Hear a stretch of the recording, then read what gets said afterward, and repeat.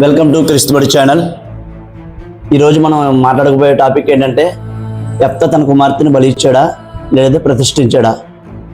దీని మీద మనకు ఎంతోమంది సబ్స్క్రైబర్లు కానీ చాలామంది క్రైస్తవులు కానీ ఎంతోమంది కూడా దీని మీద అపోహ ఉంది.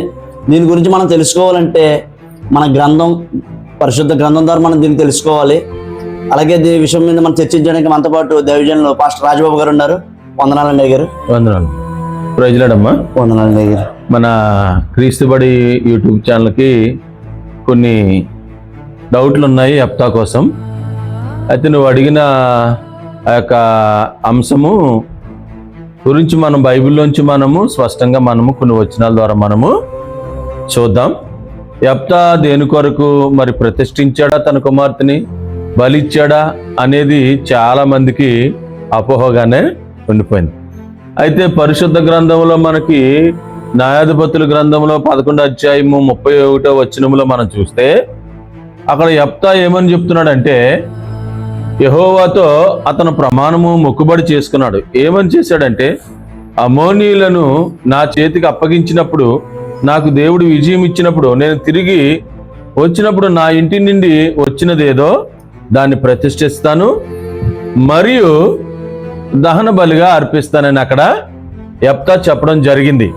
అయితే అక్కడ మనం గమనించినట్లయితే అక్కడ ఏమన్నాడు, అక్కడ ప్రతిష్ఠ గాని మరియు దహన బలిగా గాని అర్పిస్తానని అక్కడ యెఫ్తా చెప్పడం జరిగింది. అయితే ఆ యొక్క విషయంలో దేవుడు యెఫ్తాకు విజయం ఇచ్చాడు. ఆ విజయం నుంచి తిరిగి తన ఇంటికి వస్తూ ఉండగా తన కూతురు ఎదురొస్తూ కంజలు పట్టుకుంటూ నాట్యం ఆడుతూ చితార్లు వాయించుకుంటూ వచ్చింది, తండ్రికి ఎదురుగా వచ్చింది. అయితే యెఫ్తా చాలా బాధపడ్డాడు. అక్కడ అయ్యో నా కుమార్తె, నన్ను ఎంతగానో బాధ పెట్టావు, నా హృదయం ఎంతో కలవరం చెందుతున్నాను నా తల్లి, ఎందుకంటే నేను యెహోవాతో ప్రమాణము చేసి ఉన్నానని యెఫ్తా చాలా బాధపడుతూ ఏడుస్తూ తన కూతురికి చెప్పడం జరిగింది. అయితే తన కూతురు చెప్పడం జరిగింది, అయ్యా నా తండ్రి, నువ్వు యెహోవాకు మొక్కుకున్నావా, ఆ రీతిగానే నువ్వు చెయ్యి అని చెప్పి ఆమె చెప్పడం జరిగింది. చెబుతూ ఆమె ఏమందంటే, తండ్రి నాకు ఒక 2 నెలలు నాకు గడువు ఇయ్యి అని చెప్పి తను ఆ కొండకి వెళ్ళి అక్కడ తన కన్యత్వము గురించి ఆమె 2 నెలలు ప్రలాపించింది తన స్నేహితురాలు తీసుకుని వెళ్ళి. ఆ రీతిగానే ఇశ్రాయేలుకి ఆచారంగా వచ్చింది. ప్రతి సంవత్సరం కూడా 4 రోజులు అక్కడికి వెళ్ళి యెఫ్తా యొక్క కూతుర్ని వారందరూ కూడా జ్ఞాపకం చేసుకున్నారు తన కన్యత్వం. అంటే మనకి అక్కడ ప్రాముఖ్యంగా మన ఆలోచన మీరు అడిగేది ఏంటంటే, బలి ఇచ్చాడా యెఫ్తా, ప్రతిష్ఠించాడా అనేది మనం అక్కడ. అంటే అక్కడ చాలా మందికి ఉన్న డౌట్ ఏంటంటే పాస్టర్ గారు, నేను చెబుతున్నాను చూడండి 39, ఆ 2 నెలలు అంతమున ఆమె తన తండ్రి యొద్దకు తిరిగి రాగా అతడు తాను మొక్కుకునే నా మొక్కుబడి చొప్పున ఆమెకు చేసాను.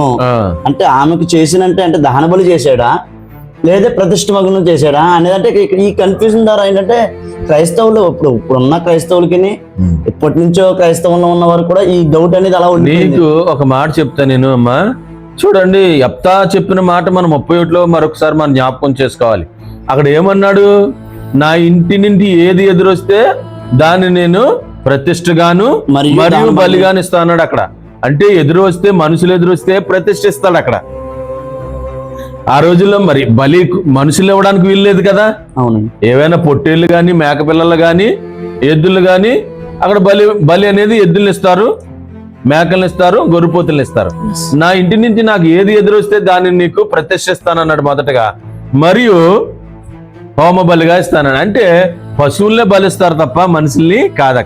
అక్కడ మనం చూసుకున్నది ఏంటంటే, యెఫ్తా కుమార్తె దేవుని కొరకు ప్రతిష్ఠించబడింది. అంటే ఆమె పెళ్లి చేసుకోకుండా, ఆమె పిల్లల్ని కనకుండా తండ్రి ఏదైతే యెహోవాకి ఆ మొక్కుబడి చేసుకున్నాడో ఆ మొక్కుబడి కోసము ఆమె పిల్లలు కనకుండా, పెళ్లి చేసుకోకుండా దేవుడి కొరకు ఆమె సమర్పించుకుని ఆ 2 నెలలు కూడా అంటే కన్యత్వం గురించి ఆమె ప్రలాపించిందంట అక్కడ. ఇంకా పెళ్లి చేసుకోలేదు. అయితే తిరిగి ఇంటికి వచ్చిన తర్వాత 2 నెలలు అయిపోయిన తర్వాత తండ్రి దగ్గరికి వచ్చిన తర్వాత తండ్రి ఆ రీతిగా దానిని చేశాను అంటే దాని అర్థం ఏంటి? చేశాను అన్నాడు కానీ బలి ఇచ్చాడు అని అనలేదు అక్కడ. అవునా? అవును. చేసినంటే ఏంటి?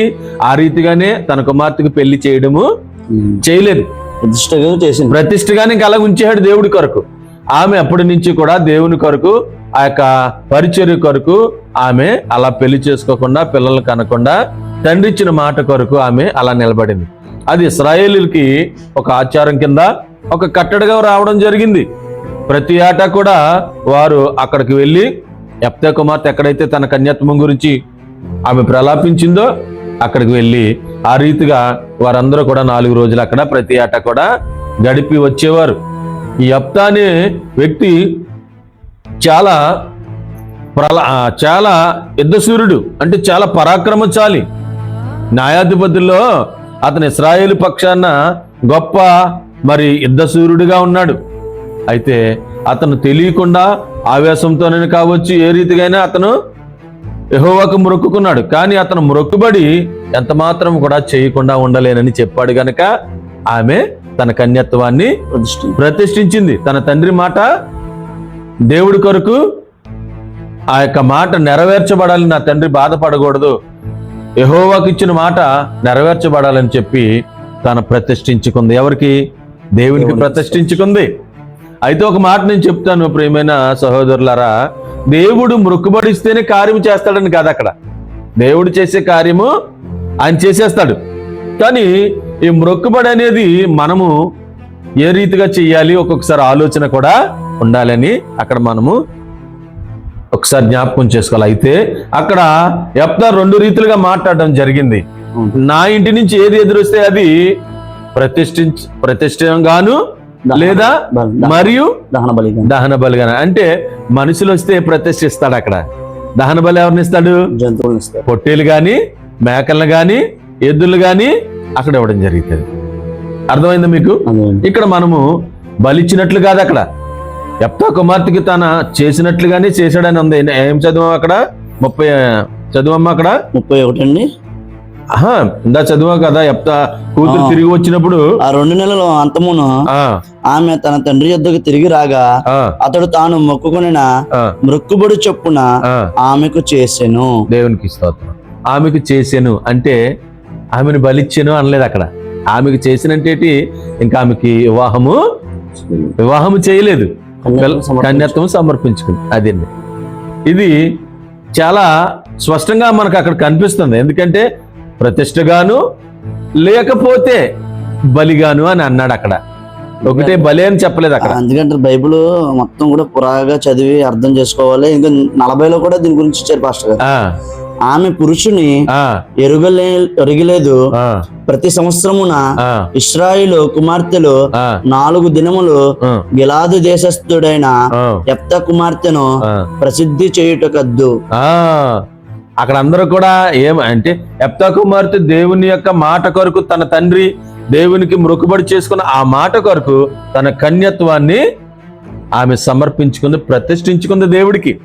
ఆ రీతిగానే అక్కడ ఉన్న వారందరూ కూడా, ఇశ్రాయేలు కన్యలందరూ కూడా ప్రతి సంవత్సరము కూడా 4 రోజులు దాన్ని జ్ఞాపకము చేసుకునేవారు. దేవునికి స్తోత్రం. ఇప్పుడు యెఫ్తా చేసినట్లుగానే మన గ్రంథాల్లో ఇలా 2 మాటలుగా ఇంకెవరైనా చేసిన వాళ్ళు ఉన్నారు ఫస్ట్ అంటే 2 వాగ్దానాలుగా, ప్రతిష్ఠ మగును దహన బలిగను. అది మనం క్లియర్ గా లోతుగా మనము వచ్చే వీడియోలో మనము దాని కొరకు నేను మీకు గుప్తంగా కొన్ని మాటలు నేను మీకు వివరిస్తాను పరిశుద్ధ గ్రంథంలోంచి. వాటి కొరకు కూడా మనం ఒకసారి మనము సంభాషణ చేసుకున్నాం. అయితే ఏదేమైనప్పటికీ మన క్రీస్తుబడి యూట్యూబ్ ఛానల్కు మన సహోదరులందరికీ కూడా ఈ యొక్క మాటలు వారు ఒక మంచి మెసేజ్ వెళ్ళింది. వాళ్ళకన్నా ఒక అపోహ అనేది కూడా వారికి ఈ అపోహ చాలా మందిలో ఉంది. చాలా మంది అనుకుంటారు బలిచ్చాడు అనుకుంటారు. బలి ఇవ్వలేదు. బలి అనేది పశువుల్ని ఇస్తాడు గాని ప్రతిష్ఠించేది మనుషుల ప్రతిష్ఠ. అంటే దేవుని కొరకు ఒక ప్రతిష్టగా తన కూతురు సమర్పించుకుంది. ఆ యెఫ్తా అయితే చాలా బాధపడ్డాడు. ఎందుకనంటే దేవుడికి నేను మొక్కుకున్నాను, అయ్యో నా కుమార్తె నువ్వు నాకు ఒకదానివే ఉన్నావు అంటే దాని అర్థం ఏంటి? ఒకదాని ఉన్నావు అంటే బలిచ్చేయడం కాదు. ఒక అమ్మాయి ఉంది, తను అచ్చట ముచ్చట తీర్చాలి, పెళ్లి చేయాలి, పిల్లలు కనాలి, నీ మీద నేను ఇన్ని ఆశలు పెట్టుకున్నాను తల్లి, అయితే నువ్వు కన్యగా ఉండిపోవాల్సి వస్తుందని తను బాధపడ్డాడు. అందులో తనకు పిల్లలు కూడా ఎవరు లేరు, ఎవరు లేరు. మగ సంతానమేగా, మగ సంతానమే కానీ ఆడ సంతానం ఎవరు లేరు. ఒకే ఒక కుమార్తె, కుమార్తె. ఒకే కుమార్తె యెఫ్తాకి. అయితే ఆ రీతిగా మరి యెఫ్తా చాలా వేదన చెందాడు. అందుకని మనము ఏదైనా సరే దేవుడికి మొక్కుకున్నప్పుడు చాలా ఆలోచన చేసి దేవుడికి మొక్కుకోవాలని పరిశుద్ధ గ్రంథంలో కొన్ని మాటలు మనకున్నాయి. అవి కూడా మనము వచ్చే వారంలో కానీ మనము మన ప్రియ యూట్యూబ్ ఛానల్ సహోదరులందరూ కూడా వివరణగా మనము సంభాషణ చేద్దాం. ఓకే, ఆమేన్. దేవునికి మహిమ కలిగిన గాక. ప్రైజ్ లాడు బాబు, ప్రైజ్ లాడు. ఉన్న సందేహం తీరిందని నేను అనుకుంటున్నాను. యెఫ్తా కోసం, మరి యెఫ్తా కుమార్తె కోసం మనం కొన్ని మాటలు చెప్పుకున్నాం. ఈ సందేహం మీకు తీరిందని నేను అనుకుంటున్నాను. మరి ఇలాగనే కొన్ని మనము బైబిల్ గ్రంథం నుంచి మీకున్న సందేహాలను మీలో మీరే దాచుకోకుండా మరి పరిశుద్ధ గ్రంథంలోంచి మనము తేటగా కొన్ని వచనాలు మనం చదువుకుని వాటిని ఆ సందేహాలు తీర్చుకునేవారుగా మనం ఉండాలి. దయచేసి మీరు అందరూ కూడా మరి సందేహాలు మీ హృదయంలో కాకుండా మమ్మల్ని మీరు కామెంట్ ద్వారా అడిగితే వాటిని మేము పరిశుద్ధ గ్రంథంలోంచి మీకు తెలియపరుస్తాము. అలాగనే మీ యొక్క సపోర్టు, మీ యొక్క ఆదరణ మాకు కావాలి. మీ ప్రార్థన అవసరతలు కూడా కామెంట్ ద్వారా మాకు తెలియపరచండి. మనందరము కూడా ఈ క్రీస్తుబడి ఛానల్ని మనందరము కూడా ప్రభు మహిమ కొరకు ముందుకు తీసుకెళ్దాం. ప్రేమతో మీ అందరికీ కూడా నా వందనాలు తెలియపరుస్తున్నాను. God bless you.